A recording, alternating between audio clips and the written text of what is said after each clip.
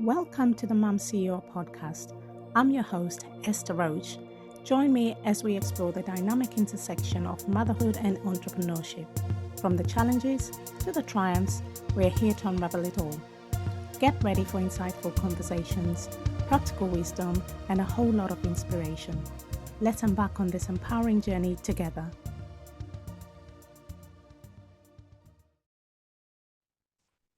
Hello and welcome to the Mom CEO. Today I'm joined by Kusha Kulra and I'm Esther Rose, your host. Hello, Kusha, and welcome to the show.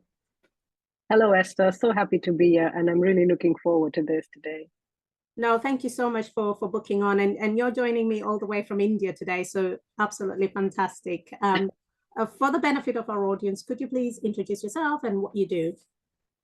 Sure. So I am Kusha Kulra, and I am basically a branding expert and a confidence coach and the founder of the Bespoke Designs.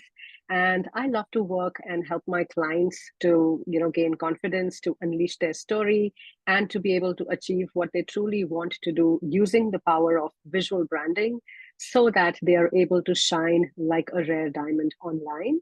So that's a little quick, description about what I do. And yeah. No, that sounds fantastic there. So with the kind of brands that you work with, are you working in sort of beauty, fashion? What sort of people do you work with? So I work with online coaches and I also work with product-based brands, which is beauty brands. So I kind of added beauty brands very recently, like last year, because I enjoyed working with a couple of clients who are in the beauty industry and they have had tremendous success and they've had award-winning products. So I kind of thought that, this is also another area which I enjoyed doing. So I've been working online since 2018, and that's when I did with online coaches. But I definitely found that beauty brands are also something that I like to work with.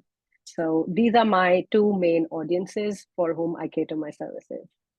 No, that's brilliant. I'm in the beauty industry as well, so I'm in various little bits of industries, but one of them being the beauty industry, and it's it is quite a crowded market, and it's good to be able to give people that something different so that they stand out, which you seem to do incredibly well because I've been looking at your some of your stuff on Instagram and everything, and I just thought it's absolutely beautiful. You just do some amazing work, so that's absolutely brilliant. Thank you. But you haven't had, your journey hasn't just been, oh, you're offering this service and you're already there. You've obviously had a build up to that journey. Tell us a little bit about how you came about, what motivated you to start your niche. Sure. So I never was really, like into this entrepreneur side of things because I was initially working in corporate and I worked for about 12 to 13 odd years before I decided that I wanted to, move out. And because I was a single mom, and that also happened when my son was 4 months old, and I kind of walked out of my marriage because I didn't want to have any kind of physical abuse going on for the rest of my life. So I was still in corporate and I was still working at that time. And when my son was 5 years old and he had to start going to school, so that's when, I had this light bulb moment that, now that he's going to go to school, who's going to take care of him? Who's going to see, how was his day like? Who's going to sit and listen to him? And I do live with my parents, so I do know that they are there to take care of him, like not like financially, but security wise, and just be there. But I felt that there is, anyways, he just has one parent, and if I'm also at my job and I'm not at home, how is he going to really cope up with all the things that his school is going to offer in his future? So that's the time I took that leap of faith and I moved out of my job. And I did like a partnership with one of my ex bosses. And I was basically into the training industry, even in my job. So I moved out and I started as a corporate trainer. So we together opened a training consultancy. And now we were doing management programs for different corporates and different brands at that time. And while I was still in my job, I also did my life coach certification from International Coach Academy Australia. So I'm kind of somebody who loves to invest, and learn as I go along in life.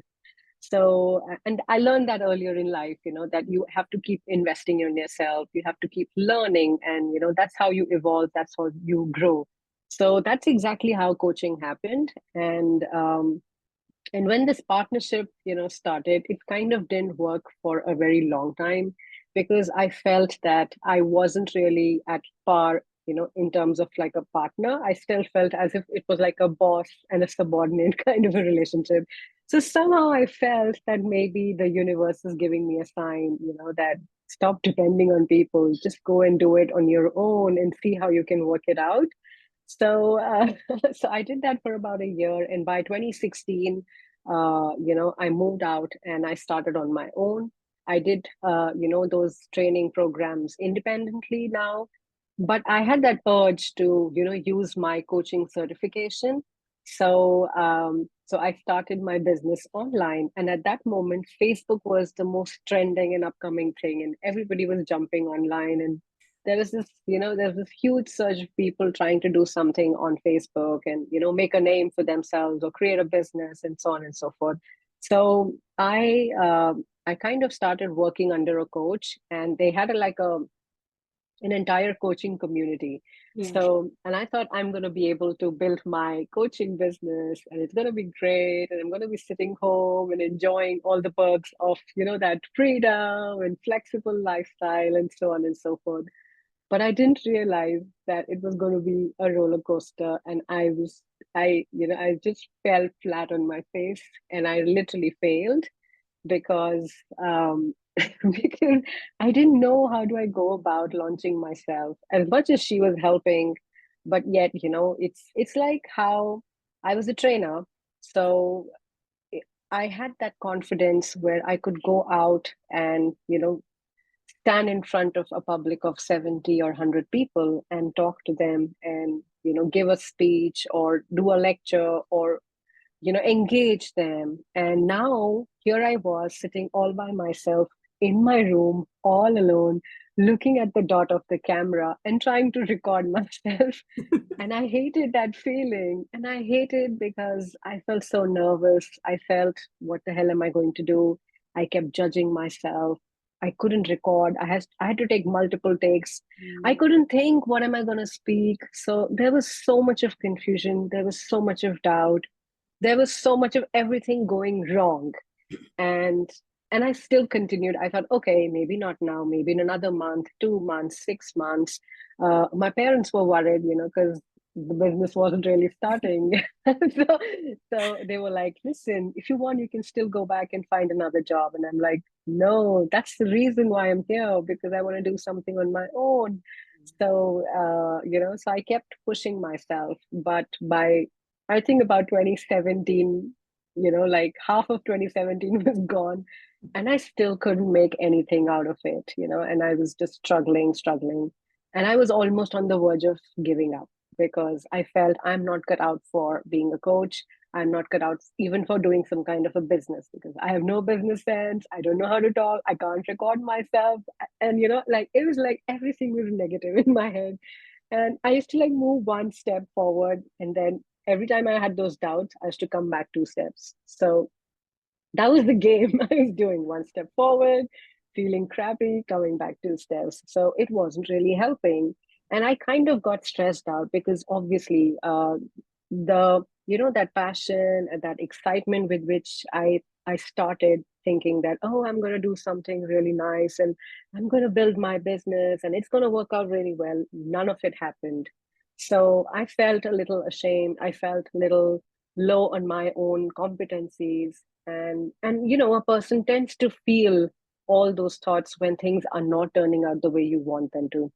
So I sat with myself, I tried to analyze, and I decided, do I really want to give up? Because there was one very good thing that was happening on the side, and that was giving all my time to my son, being there with him, grooming him, raising him, giving him right values, watching him enjoying school, watching him making new friends, watching him grow, watching him learn. And so his transformation is something which was happening on the side. And I think that was the most beautiful aspect. So that kind of made me decide that I don't want to give up, because that was my biggest why, for leaving my job. And my job was a dream job, by the way. I had no problems with it. Most people leave their jobs because they feel, their job sucks. They have a bad boss. They don't like the timing. They don't like the kind of work. I loved my work. I had a lot of accolades and success and everything, and yet I just left it. So it's not that I was not really doing well, but then I felt that this reason because of which I wanted to move out was in itself a very strong reason. And that's when I decided I'm not going to change my goal of working in business, but I might want to try and change my direction. Now, since I was a trainer, I was into designing a lot of things, even while I was in my job. So I had to create courses, I had to create presentations, I had to do lots of stuff. So there was like that creative side in me. And that's when I thought, okay, wait a minute, what if I try and do something around these lines? What if I start working on designing things? So that was like end of or like early 2018, end of 2017. And I decided, okay, hey, let's try this. And I didn't even have to go and look for an audience because I was in that same coaching community, remember, where I joined. So they were all getting successful. I wasn't, but it's fine. I'm like, okay, maybe I can't do coaching, but let's give it a shot and let's see how else can I work around. And I started doing free work for them. So they kind of became like, my guinea pigs. So, and I knew what help they needed, because they were struggling with branding themselves. They were struggling, oh, how do we get these kind of graphics made? How do we take care of our social media? Oh, I need a Facebook banner. Oh, I have another event. Oh, I'm supposed to create something. So they were struggling at that level. So I knew that, maybe I could try this and see how it works out. And it really worked out because they kind of liked my work. They said, you're good at it. And that's the day. And we're sitting here today face to face. There has been no looking back, because then I slowly and gradually picked up. I started taking, again, I took help of other coaches, and, I created packages so that I know that how I want to build on my services. And then slowly and gradually, I also included my confidence coaching back into my packages, because now I knew what exactly I want to focus on. And I knew what is it that my clients need help with and where are they really getting stuck up on. So I feel this entire thing has been like a roller coaster journey. I feel that even today, I don't feel that I don't want to call myself that I'm there, but I know that I made it so far. And I know that I was able to finally, make or create a path for myself, and live that dream life that I chose for myself a few years back. Yeah, no, it's such an incredible sort of story, really, because I think what it shows, for the audience or anybody who's listening, is that success is not, it depends on how you view success, but it's not like an overnight thing. It's a process, and you keep working at it. And you obviously had that determination and that drive to want to move on. And just picking on something you said about that you failed, I don't think you failed, because you've applied everything. All the things you learned, you've utilized. The skill set you picked up from, whether it was your corporate life, whether it was trying to set up the coaching business, you have used it now in what you're doing. So, so the reason I use that, every time is because I want to let other women know that, failure does not mean that, it should not be a reason to give up. We will fail because we are not perfect. We are humans. We are starting something new. We are bound to fail. So I feel that when we try to avoid using that word just because we feel it's a negative word, I feel no, it's not a negative word. It makes you aware about where you are at, and how do you have to make course correction, how do you need to improvise. But some people, if they don't even become aware, and they just sit in their ego that no, I'm going to continue. We got to accept that we didn't make it to to that particular mark that we wanted to, because that's how you will have like you'll have that fire in you to come back and, and do better than earlier.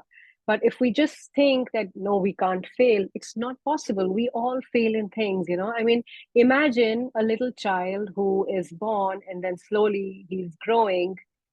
That little kid, when he's trying to stand, he doesn't stand in the first time, he just falls, right? So falling has to happen so that we can, stand and rise up again. So the sooner we accept that we failed, the longer we are able to, overcome that and become successful.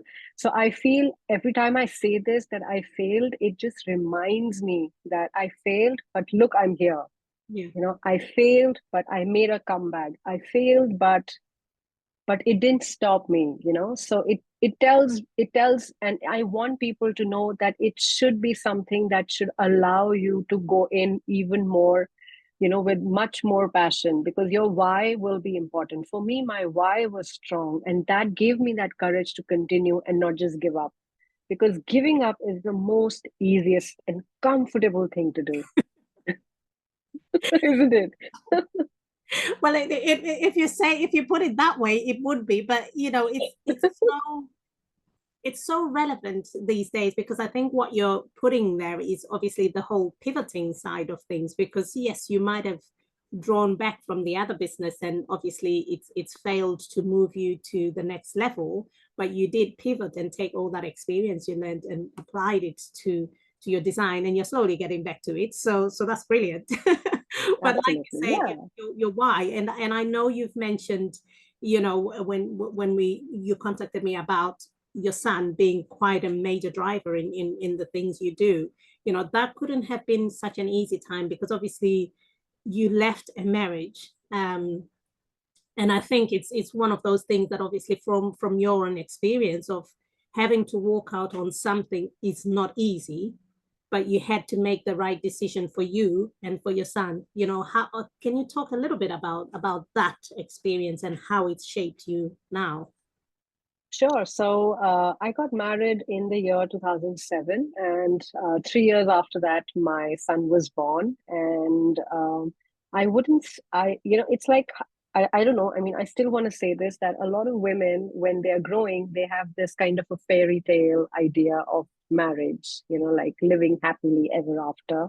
So I grew up with the same dream. I had that same notion in my head that that's how my life is going to be: two lovely kids, nice small cozy house, me and my partner, and living happily ever after.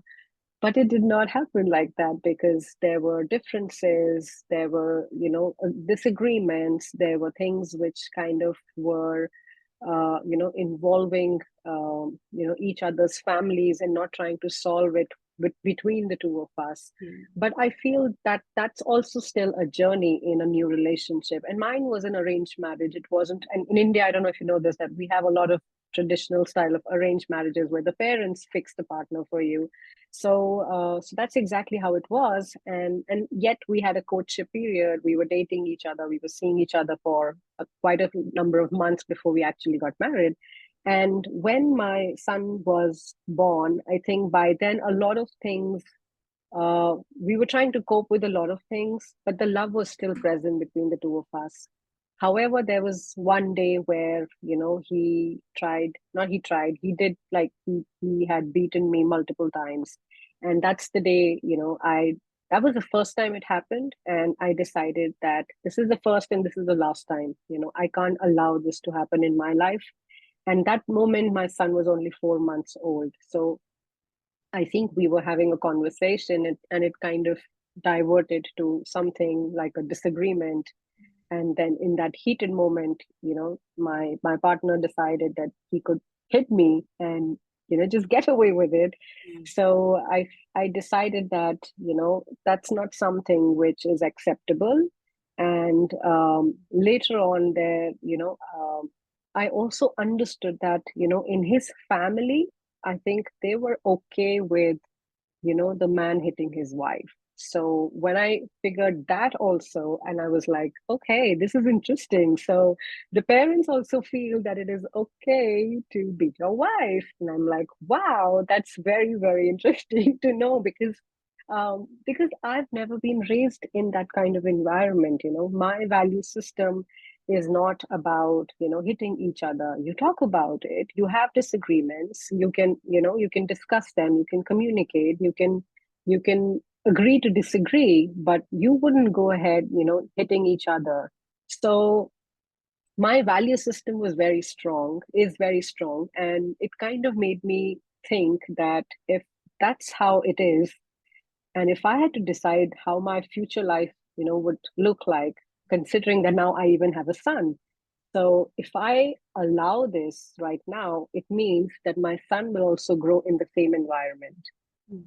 So most of the times people say that because you have a kid, do not walk out of your marriage, try and work it out. Mm. And I decided the complete opposite of it. And I said, because I have this kid and I don't want him to be raised with those kind of values where it is okay to beat your wife or your partner, I want to definitely walk out and I don't want to continue. So I was very strong-headed in terms of taking my decisions. I think Sagittarians are known for this. If they're determined about something, You they're go for gonna do it, They just go all out. So it's either all in or not. So I was all in up until that moment. And after that, I just wanted to move out. And I think when I look back, I think I was blessed because when I decided on this, I had my parents to support me. So it's a blessing that I had their support. They said that you don't have to go and live on your own. You can come back home and you're going to stay with us together. So that way, I feel it was a blessing. But I do know so many women out there who are still living in broken marriages, who are still struggling, probably because they don't have a backup, probably because they don't know where can they walk out and what can they go and do with their lives, and they don't have somebody to support them. Maybe they are, I still had my job, right? So maybe they don't have like that financial support system, that emotional support system, so that they can just confidently decide that this is not the life I want anymore and I want to go ahead and make my own life, and you restart it again. But I had that option and I had that kind of a support system, so I was able to do it. And I know that at that time that was very helpful, because as much as it was an emotional roller coaster ride, I knew at least they were there to look after me and my son. So yeah.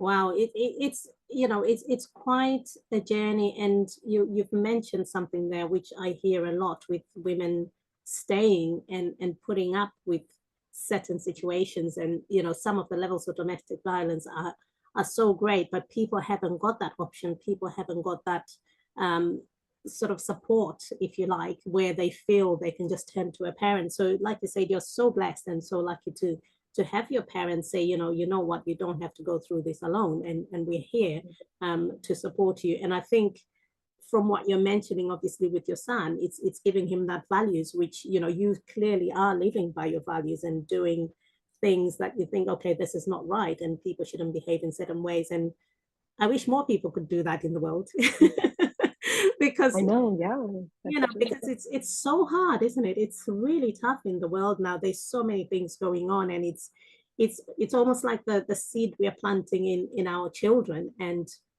how we are raised as well, and how we carry ourselves as we go on into the society and stuff. So you've obviously, you're a strong woman to be able to to do that, and then leave a secure job and Oh my start God. a business. But it's sheer determination. And like you said earlier, you mentioned that obviously your son is one of your biggest whys, and that obviously was a driver to you carrying on with what you're doing and making sure that you're giving that time, because we do get mum guilt, don't we? Like, I'm a mum of Oh five. yeah. It's hard because you think, okay, how am I gonna separate my time and be there for them, and then do the business or go to work, and those kind of things. So that's a really That's true. incredible journey.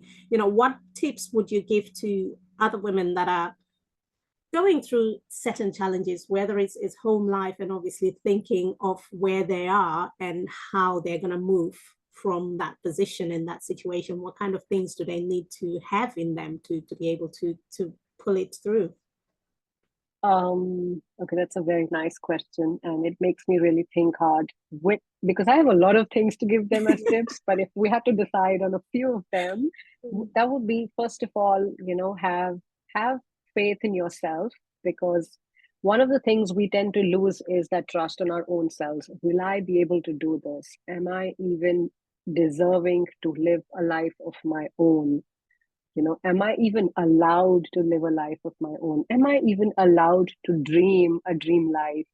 So have that faith in you. You are so worthy to live the life the way you want to live it. You are so worthy to listen to your heart and follow it, and not worry or not sit and think what other people are going to do. I mean, I could have done that, what is society going to think? Now I'll be called a divorced, lady.